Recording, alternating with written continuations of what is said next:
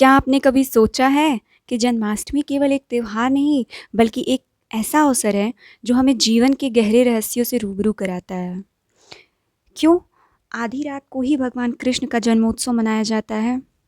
क्यों लोग व्रत रखते हैं, झूले सजाते हैं, भजन गाते हैं और दही हांडी का आयोजन करते हैं? इसके पीछे केवल धार्मिक परंपरा नहीं बल्कि गहरा आध्यात्मिक और दार्शनिक संदेश छिपा है। आज हम विस्तार से जानेंगे कि आखिर जन्माष्टमी क्यों मनाई जाती है।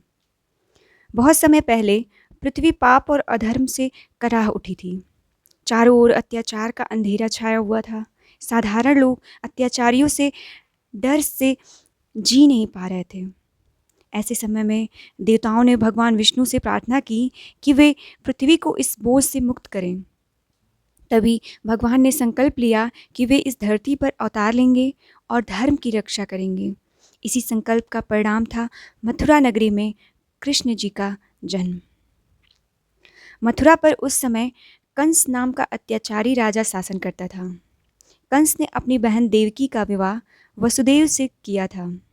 विवाह के समय आकाशवाणी हुई, हे कंस, तेरा अंत तेरी बहन देवकी की 8वीं संतान से होगा।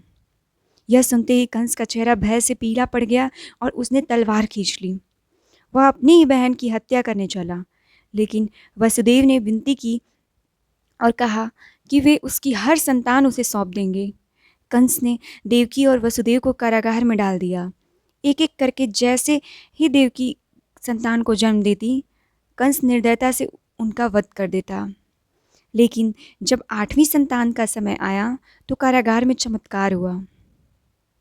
भाद्रपद मास की कृष्ण पक्ष की अष्टमी की आधी रात को रोहिणी नक्षत्र में भगवान श्री कृष्ण का अवतार हुआ। कारागार में एक अद्भुत प्रकाश फैल गया। पहरेदार गहरी नींद में सो गए। बेड़ियां अपने आप खुल गईं और दरवाजे स्वचालित रूप से खुल गए। वसुदेव ने नवजात शिशु को उठाया और टोकरी में रखकर यमुना नदी पार की। मार्ग में यमुना उमड़ उठी थी, लेकिन जैसे ही वसुदेव उसमें उतरे, नदी शांत हो गई। नागराज शेषनाग ने अपने फन से शिशु कृष्ण को वर्षा से बचाया। वसुदेव नंद बाबा के घर पहुंचे और वहां यशोदा की कन्या के स्थान पर कृष्ण को रखाएं। यही वह रात थी जिसने इतिहास बदल दिया। यह केवल एक बालक का जन्म नहीं था, बल्कि धर्म के पुनर्जन्म का क्षण था। जन्माष्टमी हमें याद दिलाती है कि जब भी अधर्म बढ़ता है, अन्याय हावी होता है और मानवता संकट में पड़ जाती है, तब ईश्वर स्वयं अवतरित होते हैं।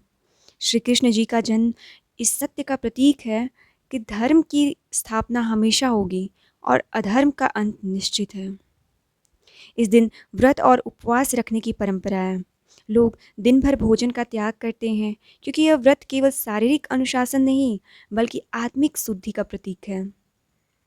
यह हमें बताता है कि जब तक हम अपने भीतर की वासनाओं और इच्छाओं पर नियंत्रण नहीं पाएंगे, तब तक सच्चे अर्थों में भगवान का अनुभव नहीं कर सकते।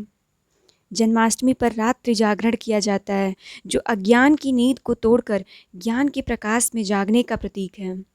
इस दिन मंदिरों और घरों में झूला सजाया जाता है। छोटे छोटे लड्डू गोपाल को झूले पर बिठाकर उन्हें जन्मदिन की तरह सजाया जाता है। भक्तगण पूरी रात भजन कीर्तन करते हैं और ठीक 12 बजे भगवान का जन्म उत्सव मनाते हैं। वृंदावन और मथुरा की गलियां इस समय स्वर्ग जैसी लगती हैं। हर ओर रोशनी, संगीत और भक्ति का ऐसा संगम होता है जो आत्मा को शांति से भर देता है। कृष्ण के बाल रूप को याद करने के लिए दही हांडी की परंपरा भी है। कहते हैं कि कृष्ण बचपन में अपने दोस्तों संग माखन और दही चुराते थे। इसी कारण से दही हांडी तोड़ने की परंपरा शुरू हुई, जो आज भी महाराष्ट्र और भारत के कई हिस्सों में अद्भुत उत्साह के साथ मनाई जाती है। अगर हम दर्शन की दृष्टि से देखें तो जन्माष्टमी एक प्रतीक है। कंस हमारे भीतर के अहंकार, क्रोध और पाप का प्रतीक है। देवकी और वसुदेव धर्म और सच्चाई के प्रतीक हैं। कारागार उस मन का प्रतीक है जो बुराइयों से जकड़ा हुआ है।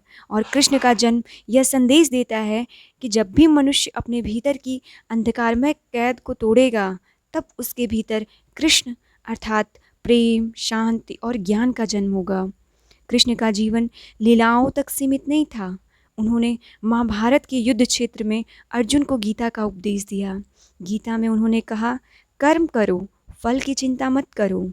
यही शिक्षा आज भी जीवन के हर क्षेत्र में हमें मार्गदर्शन देती है। जन्माष्टमी हमें यह भी सिखाती है कि ईश्वर का असली रूप प्रेम है। कृष्ण का बांसुरी बजाना यह संकेत देता है कि जब मनुष्य अपने जीवन को मधुरता से भर देता है, तब उसका आकर्षण पूरे संसार को अपनी ओर खींच लेता है। अंधेरों से जंग लड़ने को रोशनी खुद धरती पर आती है। जब अधर्म बढ़ जाता है जग में, कृष्ण जन्म ले लेते हैं रात की गहराई में। नंद के आंगन में जब गोकुल का चाँद आया, हर दिल ने बस यही गीत गाया। हंसने लगे आकाश, रोशन हुई धरती, जन्माष्टमी का पर्व सबके जीवन में खुशियाँ लाया। भारत ही नहीं बल्कि पूरी दुनिया में जन्माष्टमी मनाई जाती है। इससे यह संदेश मिलता है कि कृष्ण केवल भारत के लिए नहीं बल्कि पूरे विश्व के लिए प्रेम और करुणा का प्रतीक हैं। इस्कॉन मंदिरों में भी, विदेश में भी हजारों लोग पूरी रात भक्ति में डूबकर भगवान कृष्ण का जन्मोत्सव मनाते हैं। अंत में जन्माष्टमी हमें यह संदेश देती है कि चाहे परिस्थितियाँ कितनी भी कठिन क्यों न हो, चाहे अंधेरा कितना भी गहरा क्यों न हो, सत्य का प्रकाश हमेशा प्रकट होगा। कृष्ण जी का जन्म इस बात का प्रमाण है कि धर्म की स्थापना निश्चित है। इसीलिए जब भी हम जन्माष्टमी मनाएं, केवल उत्सव न मनाएं बल्कि उनके आदर्शों को अपने जीवन में उतारें।